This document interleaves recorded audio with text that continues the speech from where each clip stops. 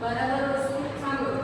Higher concentration to lower concentration. Higher concentration માં જો વધારે મોલેક્યુલ્સ છે, આ બધાને નાના નાના ગોળ મોલેક્યુલ્સ જોઈએ.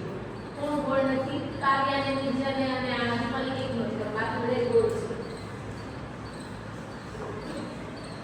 આ બધા લોઅર કોન્સન્ટ્રેશનમાં 3 જ મોલેક્યુલ્સ છે. તો શીખવા ગયા. જ્યારે તમે લોકો જાણવી અગર આ સિરાથી that is આ પોઈન્ટ થી આ પોઈન્ટ જશે, that is from lower concentration to higher concentration. તો જાણવી અહીંયા તો ઓલરેડી બહુ બધા લોકો છે. તો જાણવીને અહીંયાથી ત્યાં જવા માટે તાકાત લગાડવી પડે. કારણ કે આ બધા તાકાતવાળા છે. આ બધા શું કરશે? ભલે કેમ કે ભાઈ નહીં તું જ્યાં છે ત્યાં જ રહે, હું અહીંયા ના આવું. બટ એની કમ્પેરિઝનમાં અગર દીપાલી એમ કહે છે કે મારે higher concentration to lower concentration લેવું છે, that is this side.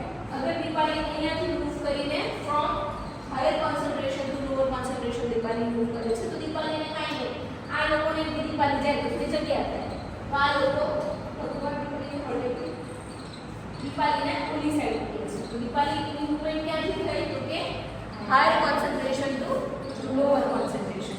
આમાં જો આને ધક્કો માર્યો, બટ આને ધક્કો બી ના માર્યો હોય, એમને દીપાલી જતી રહી હોય, તો દીપાલીને કોઈ પણ એટીપી જરૂર છે નહીં.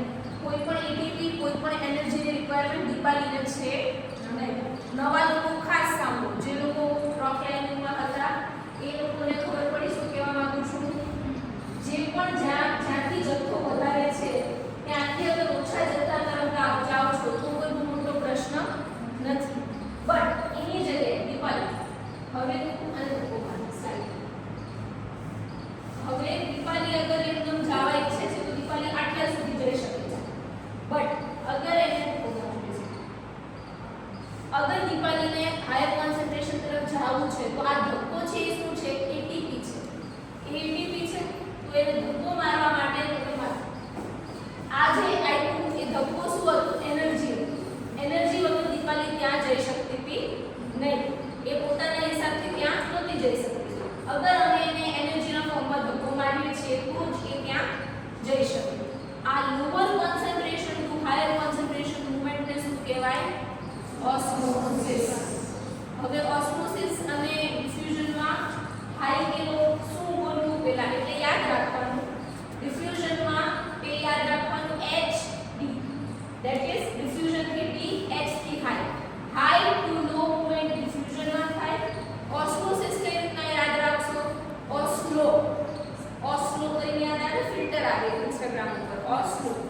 તો ઓસ્મોસિસમાં lower concentration to higher concentration. અને મેં તમને સમજાવ્યું એમ, જ્યારે તમે ઓછી સંખ્યામાં છો અને તમારે ઝાઝી સંખ્યા તરફ જવું છે તો ખૂબ તાકાત લાગે. એ તાકાત કઈ છે? તો કે એટીપી છે. એટીપી નું ફૂલ ફોર્મ શું થાય? Adenosine triphosphate. Adenosine triphosphate. Adenosine એવો એડિનોસાઇન જેની પાસે 3 ફોસ્ફેટ ગ્રુપ્સ છે. સમજી ગયા બધા? હવે આ સિવાય એક આવે ફેસિલિટેટેડ ડિફ્યુઝન. ફેસિલિટેટેડ ડિફ્યુઝન નો મતલબ શું થાય?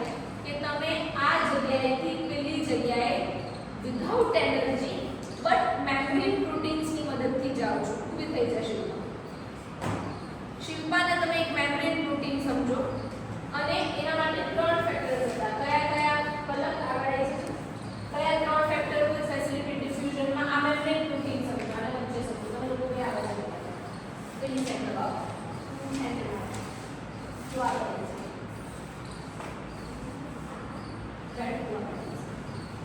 હવે આ ફેસિલિટેટેડ પ્રોટીન છે શિલ્પા. શિલ્પા એક ફેસિલિટેટેડ પ્રોટીન છે. મતલબ એ શું કરશે?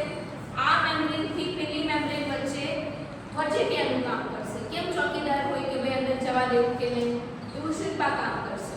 હવે કે કયા ફેસિલિટેટેડ ડિફ્યુઝન ની અંદર કયા 3 ફેક્ટર્સ હોય? સૌથી પહેલું કયું હોય મેગા? ફેસિલિટેટેડ ડિફ્યુઝન માટે સોલ્યુબિલિટી જોઈએ, પછી શું જોઈએ? મોલેક્યુલ સાઇઝ નાની જોઈએ, અને બીજું શું હોય? હાઇડ્રોફિલિક મોઇટી હોવી જોઈએ. હાઇડ્રોફિલિક મોઇટી એટલે તમે પાણીની અંદર મિક્સ થઈ જવા જોઈએ. પાણીની અંદર જો તમે મિક્સ થઈ જાવ છો તો તમે આ પોઈન્ટથી આ પોઈન્ટ ઇઝીલી જતા રહેશો. એમાં શું થાય?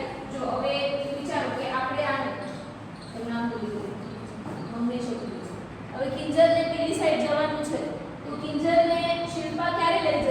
જ્યારે શિલ્પા કિંજલને જ્યારે પાણી ગમતું હોય તો પેલી પોતાના શરીર ઉપર મેમ્બ્રેન પ્રોટીન શું કરશે, પોતાના ઉપર પાણી લગાડી દેશે. એ પાણીથી અહીંયા હવે આ હાથ એને લોક કરી દે. હવે આ લોક થઈ ગયું એટલે આ મેમ્બ્રેન પ્રોટીન આ મોલેક્યુલને અહીંયાથી લઈને જશે ત્યાં.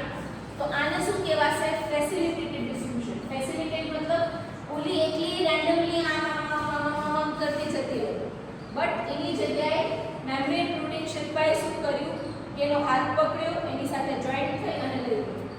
જો ખાલી ડિફ્યુઝનની મૂવમેન્ટ કેવી છે? રેન્ડમ. ફરી શિલ્પા કિંજલ જોઈ જાય, શિલ્પા જોઈ જાય. હવે શિલ્પાને આમ જોઈ, હવે એની સાઈડ પર કમરી અંદર જતા નીર જાય છે બાદ રેન્ડમલી તારે ક્યાં જવાનું છે? તો રેન્ડમ મૂવમેન્ટ કેવી હોઈ શકે? ગમે તે આ રેન્ડમ કોણ રેન્ડમ મૂવમેન્ટ કરશે? દીપાલી સાથે જતી છે. રેન્ડમ મૂવમેન્ટ થઈને તું ત્યાં એને મન ફાવે છે નહીં જાય છે. જ્યારે મૂવમેન્ટ રેન્ડમ છે તો એને આપણે ડિફ્યુઝન કહીએ. ફેસિલિટેડ ડિફ્યુઝનમાં જે રીતના મેમ્બ્રેન પ્રોટીન એટલે જે રીતના શિલ્પા કરશે એ રીતના આ સાઈડ આવવાનું થશે. અને ઓસ્મોસિસ એટલે આની એક્ઝેક્ટ ઓપોઝિટ પ્રોસિજર. યાદ રાખો ઓસ્મોસિસની અંદર શું કરવાનું? શિલ્પાને આપણે અહીંયા રાખવી છે તો ધક્કો. ધક્કો એટલે શું છે? આવતી મારી લાભી. ધક્કો એટલે છે એટીપી. એટીપી આપીને તમે એને સામે મોકલો છો. Lower concentration to higher concentration. હવે કોઈને ઓસ્મોસિસ, ડિફ્યુઝન, ફેસિલિટેડ ડિફ્યુઝનમાં ડાઉટ? મેમ્બ્રેન પ્રોટીનની મદદમાં એટીપી નથી વપરાતા. મેમ્બ્રેન પ્રોટીન એટલે કોઈ પણ બે દરવાજા વચ્ચે શિલ્પા ચોકીદારનું કામ કરીને આમ ઊભી છે એટલે જે મોલેક્યુલ અહીંયાથી અહીંયા મોકલવું હોય શિલ્પા એને પકડી લે અને કહી દે હાલ નહીં આવે. પેલું વોશરૂમ જઈએ ત્યારે શું કરે? છોકરીઓ મન